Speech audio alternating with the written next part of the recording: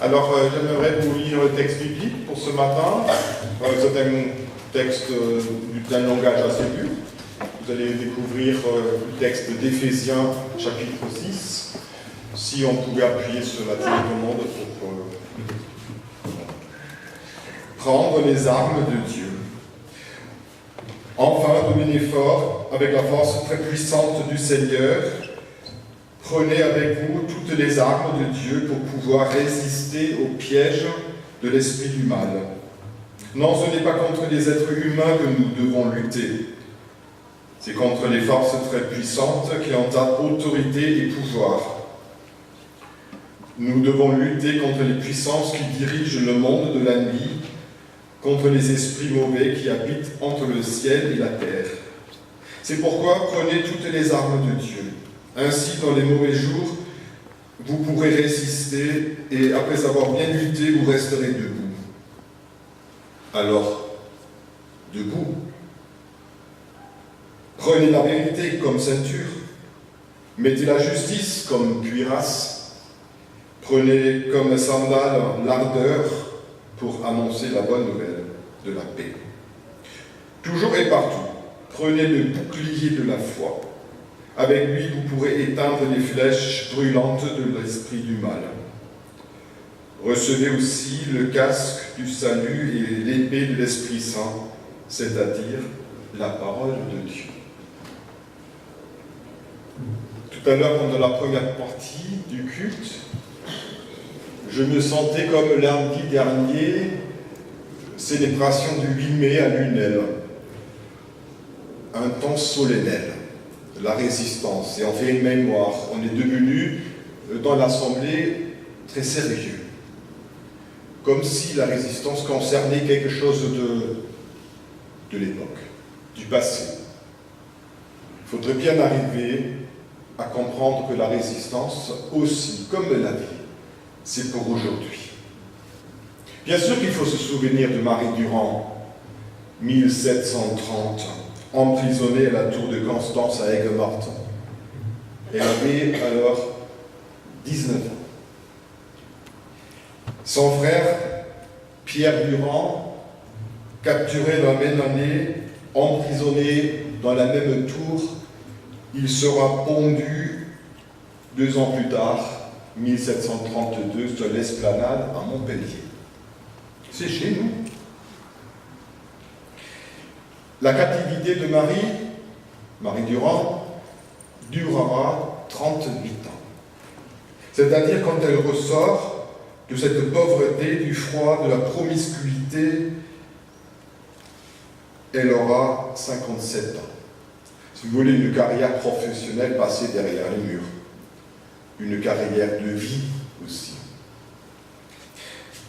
Et on a déjà fait allusion, l'inscription de ce mot « résister » gravé sur la margelle du puits de la prison, attribué sans être vraiment sûr à elle, mais ce 2 mots devient un symbole pour une attitude de cette femme qui toujours a refusé d'abjurer sa foi. L'exemple de Marie Durand, c'est surtout un symbole d'un combat intérieur. Elle contre elle-même. Et ceux qui la gardaient, bien entendu. Mais c'est d'abord en elle. Et ça nous montre qu'il est impossible de séparer corps et âme.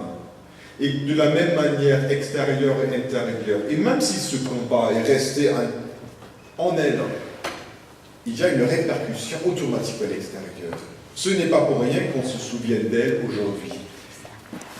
Et que la résistance protestante trouve son fond et sa base en elle. Il y aurait d'autres figures de résistance, comme Nelson Mandela, qui a passé, je pense même plus encore d'années à la prison, en Afrique du Sud, ou Gandhi, d'autres personnes.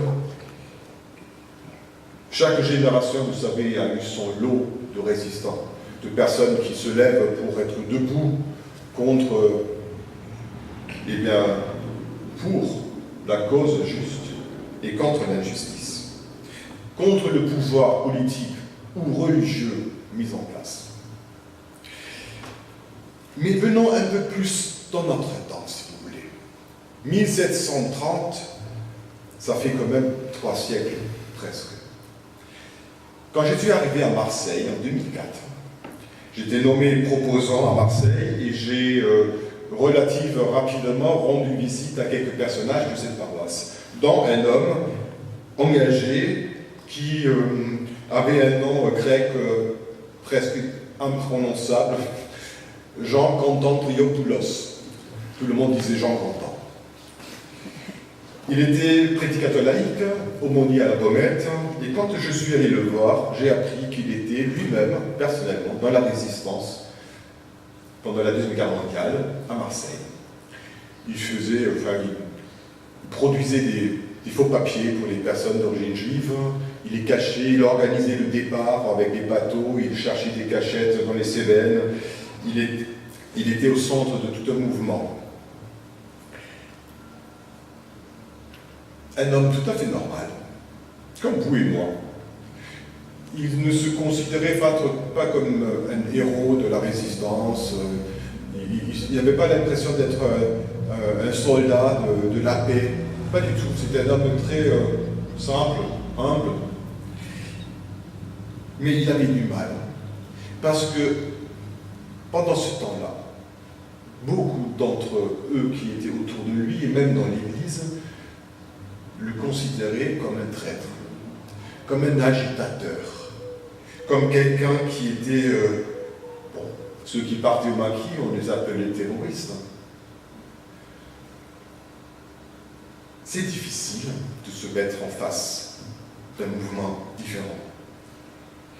Il y a 10 jours, et là on va plonger dans le présent, mais vraiment, si vous voulez, vous êtes prêts, j'espère. Il y a 10 jours, j'ai regardé un documentaire sur Arte, sur le démantèlement de ce qu'on appelait la jungle de Calais. Je pense que vous avez tous suivi ces informations. Moi, je n'ai pas très bien suivi toute l'histoire, mais en fait, je pensais que c'était fini. Or, j'apprends à travers ce documentaire que pas du tout fini, et que ça continue, qu'il y a toujours, c'est moins qu'avant, mais il y a toujours des centaines de personnes, majoritairement d'origine africaine, qui cherchent toujours à passer la frontière, la Manche, pour aller en Angleterre. Toujours des centaines de personnes. Seulement que maintenant, ils doivent se cacher davantage. Seulement maintenant, comme avant, il y a ce travail en continu d'associations humanitaires et protestantes qui sont là et qui cherchent à soutenir ces personnes de leur humanité. Des vêtements sont alors distribués. 2 à 300 repas, imaginez un peu la logistique, sont distribués chaque jour. Sauf que ce n'est pas un lieu fixe, parce que le lendemain d'une distribution, le lieu de distribution est occupé par les CRS et la police nationale. Donc il faut chercher à chaque jour un autre endroit et communiquer pour que les personnes peuvent recevoir leur nourriture. C'est un jeu de cache-cache quelque part. Et vers la fin de ce documentaire, les journalistes vont encore alors interroger la maire actuelle, la représentante de la République, sur la question comment gérer cette situation, disons-le, extrêmement difficile à gérer. Eh bien, j'étais étonné.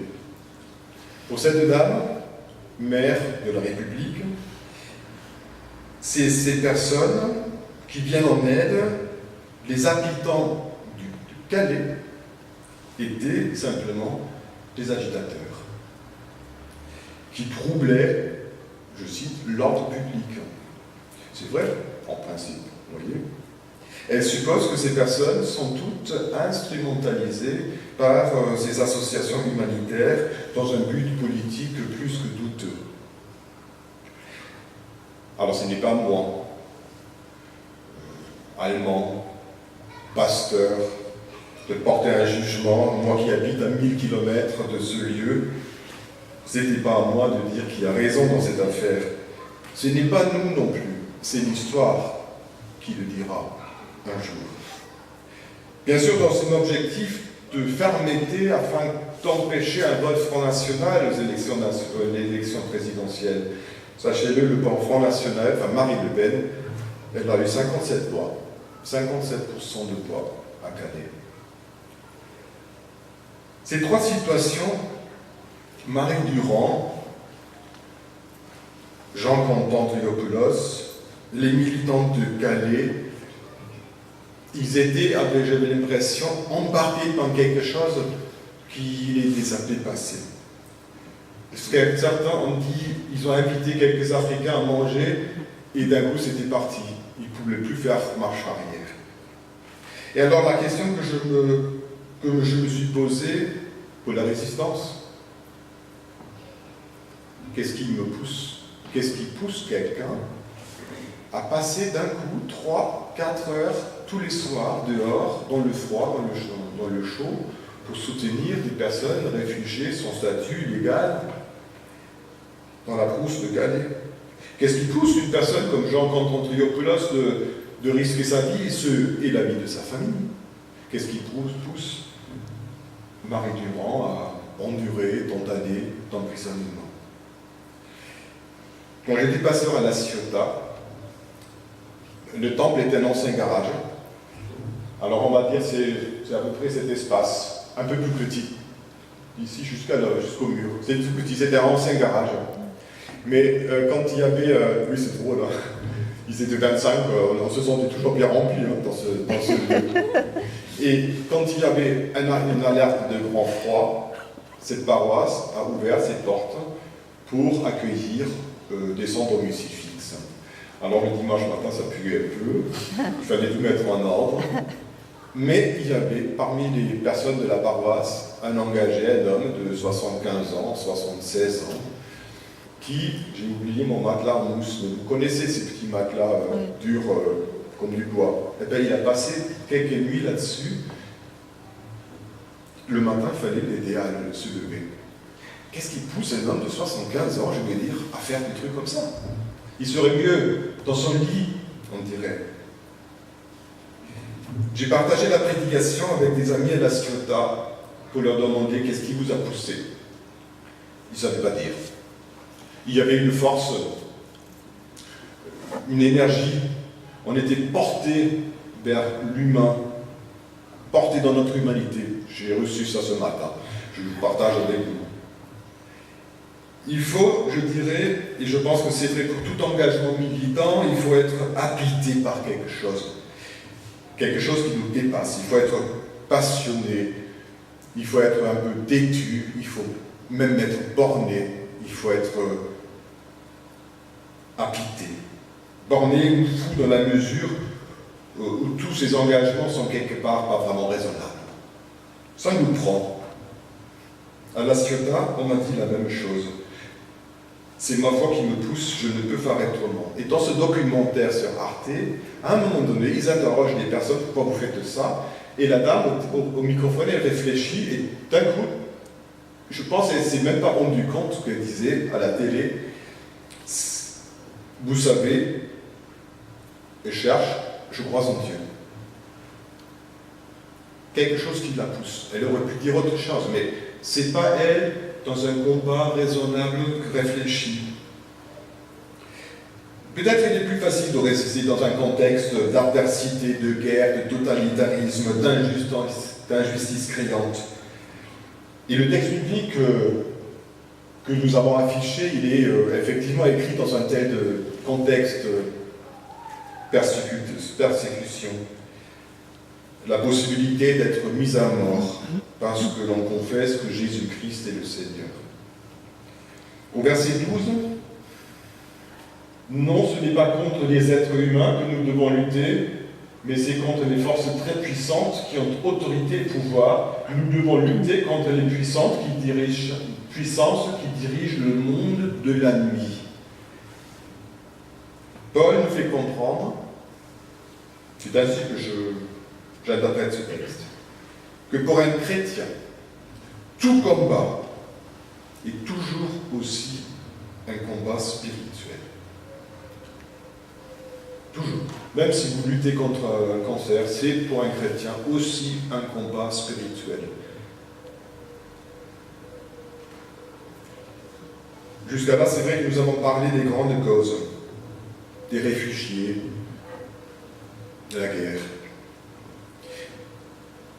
Mais je pense que c'est important de vous rappeler que la résistance, ça peut être un combat intime, dans nos cœurs, quand il y a désespoir ou quand il n'y a plus de perspective, individuellement. Cette semaine, on était invités à un repas de crêpes chez des gens. Oui, c'est plein de témoignages que je vous livre là, c'est vraiment pour avoir une interprétation du texte biblique, sauf si on considère qu'un homme et une femme soient chrétiens et donc imprégnés par ces textes. Un homme de mon âge, donc. Il y a 3 ans, sa femme est décédée d'une longue maladie très grave. Et le pire, c'est qu'il a 3 enfants, 3 filles, et que cette maladie peut se transmettre de mère en fille. Alors vous imaginez un peu le jour de l'enterrement avec ces 3 enfants. Qui avaient entre 10 et 16 ans, 17 ans. Le jour de l'enterrement, il y avait un homme d'origine juive, de la communauté juive de Nîmes, présent, qui était dans le même établissement scolaire, mais il était à la retraite. Il s'est approché alors de mon ami, et il lui dit qu'il faudrait bien savoir qu'il était lui aussi croyant. Il croyait en Dieu. Et que c'était pour cela que rien, mais strictement rien, n'est jamais décidé d'avance. Que oui, cette maladie, disait-il, pourrait bien se développer chez ses enfants. Mais chez Dieu, ça reste impossible. N'âme jamais un obligatoire, un obligé. On n'est jamais condamné. Avec Dieu, il y a toujours un espoir. Rien n'est jamais perdu. Dans un livre qu'on a reçu cette semaine de la fondation John Bost, il est dit « Dieu est comme le kiné », c'est un habitant qui dit ça. Dieu est comme un kiné, il nous pousse à faire des choses qui nous semblent impossibles, mais il nous tient aussi de bras pour pouvoir les faire. Retenons cela, tout est possible à celui qui croit. Amen.